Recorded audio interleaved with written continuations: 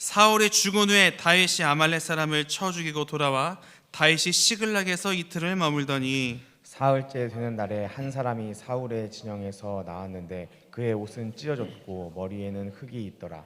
그가 다윗에게 나와 땅에 엎드려 절하매 다윗이 그에게 묻되 너는 어디서 왔느냐 하니 대답하되 이스라엘 진영에서 도망하여 왔나이다 하니라.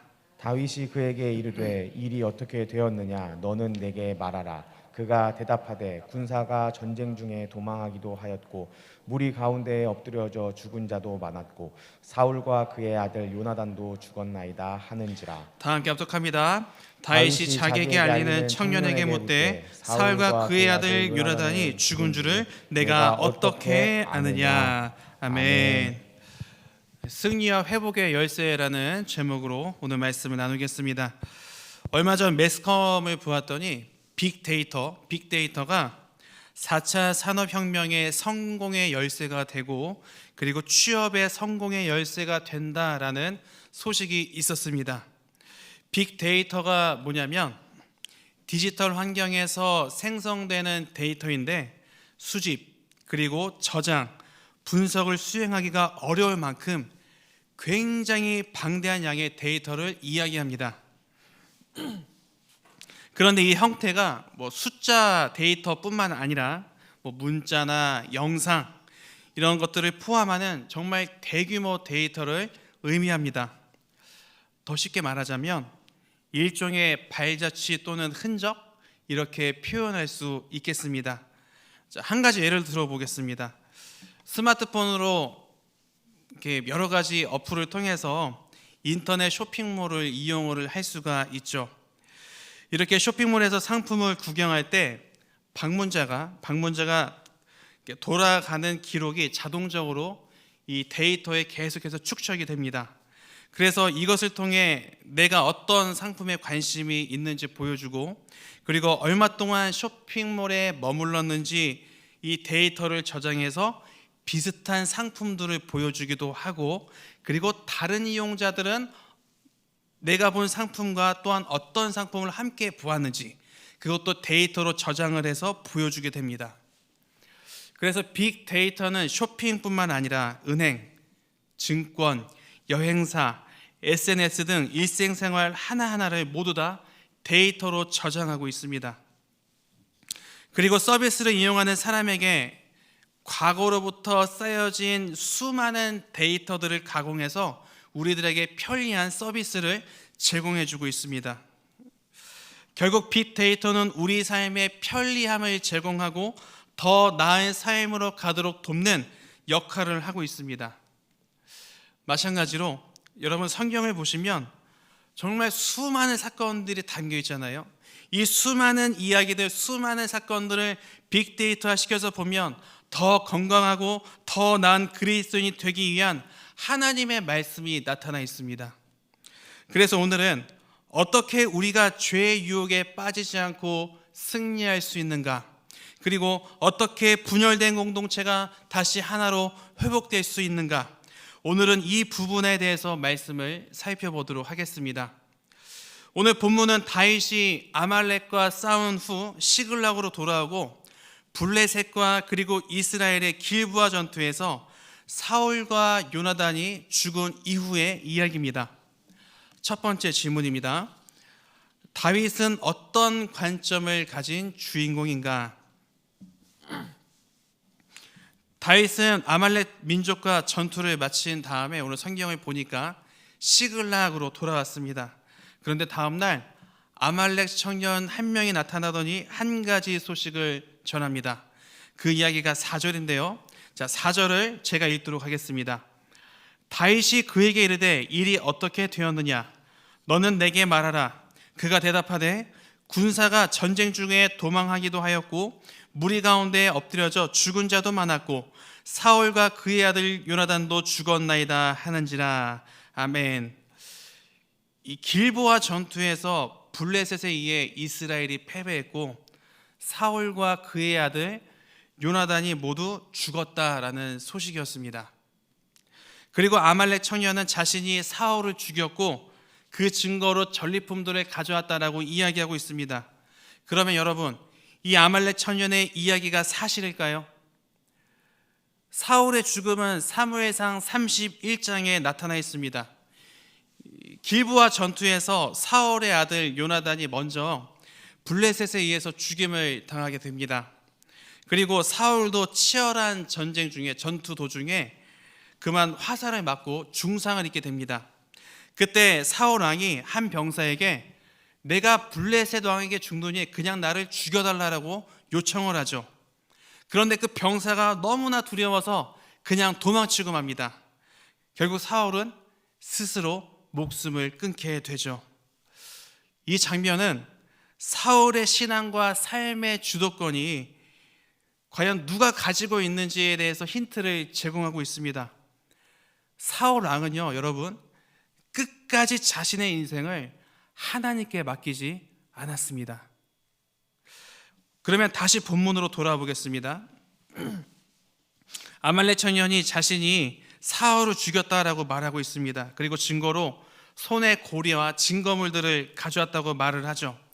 오늘 본문의 내용을 자세히 읽어보면 다윗에게 찾아온 지금 이 아말렉 청년은 굉장히 약삭빠른 사람이란 것을 알 수가 있습니다. 왜냐하면 지금 앞으로 이스라엘이 누구의 손에 넘어갈지 아는 것처럼 보여요. 왜요? 지금 다윗에게 찾아와서 사울의 죽음을 알리고 자신의 업적에 대해서 계속해서 이야기하고 있기 때문이죠.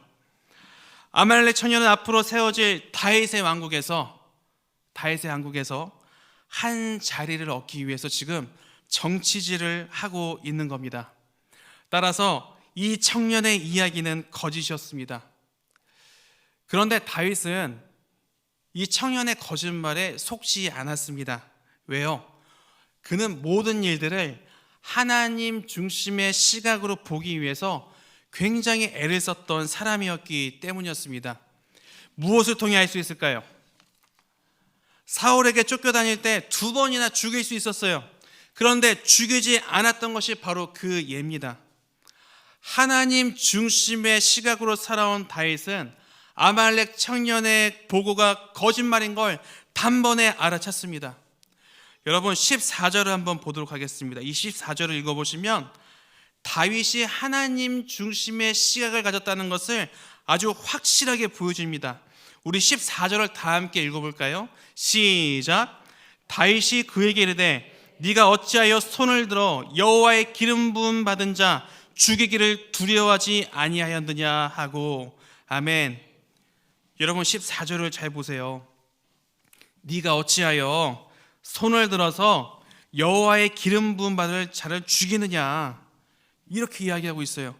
다윗의 이야기는 사울의 죽음을 지금 다음과 같이 해석하고 있습니다. 하나님의 나라는 사람의 힘이나 방법으로 만들어질 수 있는 게 아니야. 근데 네가 왜 죽였어?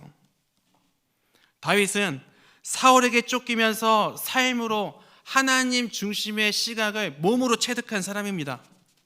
그래서 사울 왕국도, 그리고 앞으로 자신에게 맡겨질 왕국도 모두 하나님께 맡겨야 된다는 것을 알았습니다. 결국 거짓말을 한 아말렉 청년은 죽게 됩니다. 그러므로 다윗은 하나님 중심의 시각을 가진 주인공이었습니다. 그렇다면 두 번째 질문인데요. 다윗의 애가는 무엇을 의미하는가? 다윗이 사울과 요나단의 죽음의 소식을 듣고 오늘 성경을 보시면 굉장히 슬퍼합니다.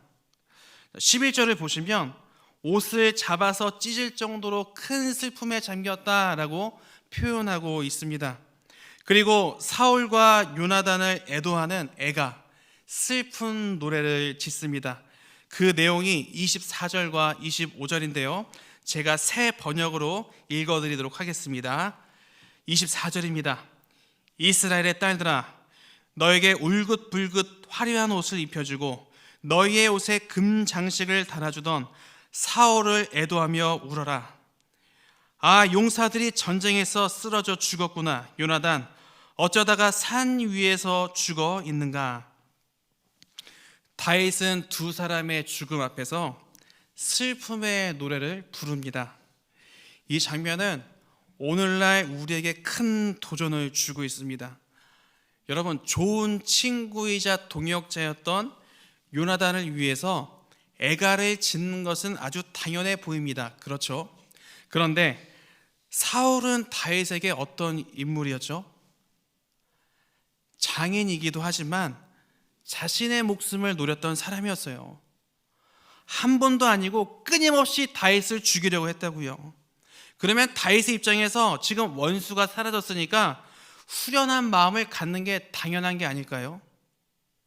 그런데 오늘 성경에 나타난 다윗의 애가를 여러분 자세히 보세요. 사울의 죽음을 기뻐하지 않습니다. 오히려 두 사람의 죽음을 동일하게 슬퍼하고 있어요. 이후 다윗이 그들의 죽음을 두고 어떻게 행동을 했을까요? 18절입니다. 18절 제가 읽겠습니다. 명령하여 그것을 유다 족속에게 가르치라 하였으니 곧 활루레라 야샬의 책에 기록되었으되. 아멘. 여러분, 여기 18절에 야샬의 책이 뭐냐면 의로운 자의 책이란 뜻인데 이스라엘의 전쟁사나 그리고 영웅들의 이야기를 담은 책입니다. 그런데 지금 다윗이 어떻게 하고 있어요? 모든 이스라엘 백성들에게 가르치고 같이 눈물을 흘리며 지금 하나님께 나아가자고 이야기하고 있어요. 그동안 이스라엘 공동체는 사울 왕의 통치 아래에서 굉장히 위태로운 길을 걸었습니다. 사울이 다윗을 죽이겠다고 같은 동족에게 칼을 겨누었어요. 이것은 이스라엘 공동체가 지금 온전히 하나가 아닌 갈라진 상태란 것을 보여주고 있습니다. 이 정도로 이스라엘 공동체는 영적으로 어두운 길을 걸었다고요. 그런데 오늘 본문을 보십시오. 다윗이 두 사람의 죽음을 앞두고 똑같이 슬퍼하고 있습니다. 모든 백성들에게 알리라고 명령하고 있고요. 눈물로 함께 하나님께 나아가자고 요구하고 있습니다. 따라서 다윗의 애가를 통해 우리는 무엇을 발견할 수 있을까요? 갈라졌던 공동체의 회복을 위한 다윗의 눈물을 발견할 수가 있는 거예요. 그러므로 다윗의 애가는 눈물을 통한 공동체의 회복을 의미합니다. 마지막 세 번째입니다. 그렇다면 이스라엘에게 아말렉은 어떤 민족이었는가? 다시 성경을 볼 때 우리 청년이 죽기 직전으로 다시 한번 돌아가 보도록 하겠습니다. 다윗이 아말렉 청년에게 지금 성경을 보니까 사울과 요나단의 죽음에 대해서 묻고 있습니다. 근데 이미 답을 알고 있는 다윗은 아말렉 청년의 의도를 묻는 거예요. 즉 다윗은 아말렉 청년의 죄의 유혹에 넘어가지 않았는데요. 자, 그러면 아말렉은 이스라엘에게 어떤 민족이었을까요? 아말렉은 에돔의 후손입니다. 어떻게 보면 이스라엘과 먼 친척 관계죠. 그런데 아말렉이 이스라엘 백성들을 괴롭히는 주인공으로 성경에 자주 등장합니다. 한 가지 예를 들어볼까요? 이스라엘이 애굽에서 400년 동안 노예로 있다가 출애굽했습니다. 자, 홍해를 건너서 광야에 들어갔을 때 이스라엘을 공격한 민족이 아말렉이에요.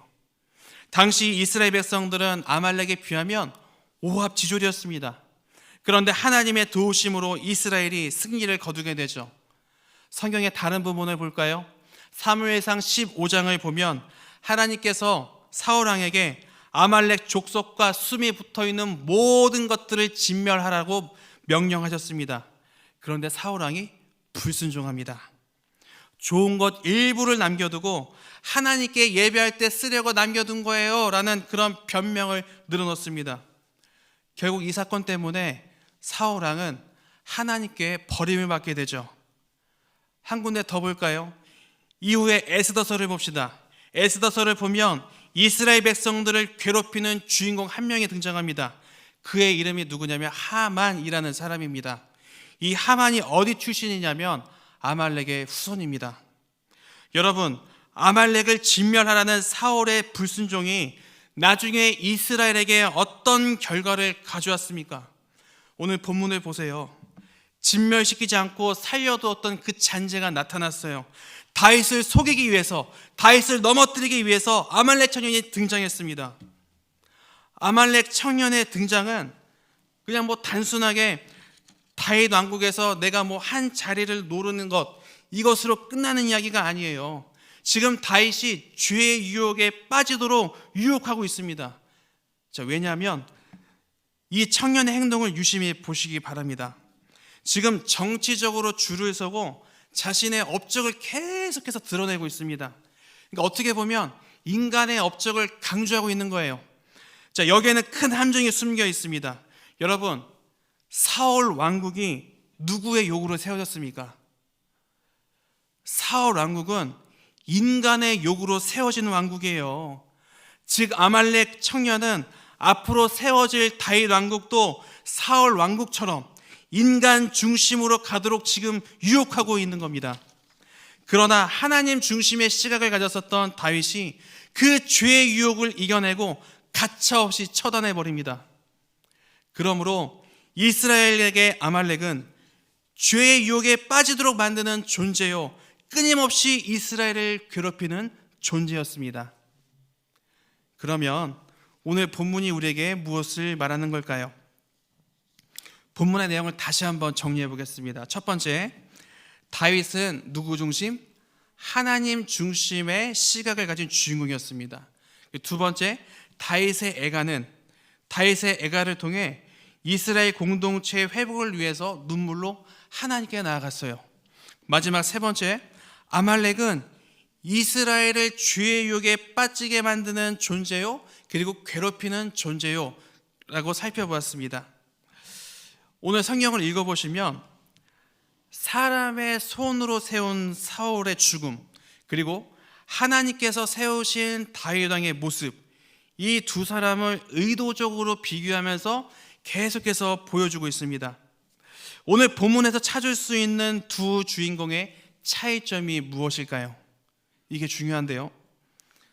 사울은 죽는 그 순간까지 자신의 힘으로 살았지만 다윗은 하나님의 힘으로 살았습니다. 사울은 같은 민족에게 칼을 겨누었지만 다윗은 갈라진 민족을 위해 눈물을 흘렸어요. 사울은 아말렉의 죄의 유혹에 넘어갔지만 다윗은 죄의 유혹에 넘어가지 않고 승리했습니다. 그러므로 주님은 오늘 본문을 통해 우리에게 말씀하십니다. 그리스도인에게 승리와 회복의 열쇠는 하나님 중심의 시각과 공동체를 위한 눈물이다. 이 시간 우리를 향해 외치시는 주님의 말씀에 귀를 기울이는 저와 여러분이 되길 간절히 소망합니다. 그러면 우리가 오늘 본문을 가지고 어떻게 살아가야 될까요? 우리 사람들은 이상하게 편을 가르는 버릇이 있습니다. 정치권을 보면 말할 것도 없고, 교회나 직장이나 무슨 학생들은 학교에서도 쉽게 이런 부분들을 찾아볼 수가 있죠. 성경을 보면 신약 시대에도 이런 일들이 있었습니다. 고린도 교회가 대표적인 예입니다. 하나의 공동체 안에 아볼로, 바울, 게바, 그리스도파로 갈라졌습니다. 그 성도들은 하나의 공동체 안에서 서로를 향해 손가락질하며 자신이 속한 파가 우월하다고 자랑을 했습니다. 결국 그들의 자랑은 자신들을 드러내는 것이었습니다. 즉 공동체 안에서 편이 갈라진 이유는 사람 중심의 건강하지 못한 신앙 때문이었습니다. 우리는 살아가면서 마주하는 모든 일들을 사람 중심의 신앙으로 살아가면 얼마든지 죄의 유혹에 빠질 가능성이 있습니다. 매우 커요. 따라서 모든 일들을 하나님 중심의 관점으로 바라보고 해석해야만 합니다. 그런데 오늘날 수많은 그리스도인들이 하나님 중심의 관점으로 접근하지 못하고 사람 중심의 신앙 때문에 여러 가지 문제를 일으키는 주인공이 되고 있습니다. 특히 오늘 본문은 아말렉 청년의 모습을 통해 오늘날 우리가 조심해야 할 문제가 무엇인지 말씀하고 있어요. 아말렉 청년은 정치적으로 아주 능숙했습니다. 사울의 나라가 무너지는 것을 느끼고 다윗에게 찾아와서 자신의 자리를 어떻게 하면 얻을 수 있을까 요구하고, 그리고 다윗을 죄의 유혹에 빠지도록 거짓말하고 있습니다. 따라서 오늘날 우리가 조심해야 할 것은 사회와 교회 공동체를 갈라놓는 사람 중심의 신앙과 정치적 이념입니다. 이 땅에 수많은 기독교인들이 있음에도 불구하고 이 땅이 선하지를 않아요. 기독교인들을 통해 선하신 하나님의 능력이 점점 드러나지 않고 있습니다. 여러분, 예수를 믿으면 믿을수록 우리에게 필요한 것은 편을 가르는 게 아니에요. 하나님 중심의 시각으로 세상과 자신을 바라보는 영적인 성숙함이 필요한 겁니다. 하나님 시각으로 볼 때 내 안에 어떤 아말렉과 같은 문제가 있는가? 하나님의 시각으로 볼 때 이 세상이 어떻게 뒤틀렸고 지금 잘못된 길로 가고 있는가? 이런 질문이 필요하다고요. 우리가 정말 인격적으로 주님을 만나고 예수를 믿는다면 이런 질문들을 통해서 끊임없이 고민과 반성을 해야 합니다. 여러분, 세상 사람들도 빅데이터를 통해서 더 나은 삶으로 가기 위해서 끊임없이 노력하고 있습니다. 그런데 우리는 작은 예수로 살아가기 위해서 어떤 몸부림을 치고 있습니까? 성경의 수많은 사건과 말씀을 빅데이터화 시키면 이미 승리와 회복의 열쇠가 무엇인지 말씀하고 있습니다. 끊임없이 나를 괴롭히는 아말렉과 같은 문제를 이기고 승리하기를 소망하십니까?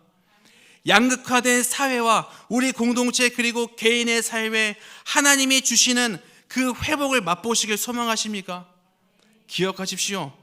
승리와 회복의 열쇠는 하나님 중심의 시각과 공동체를 위한 눈물입니다.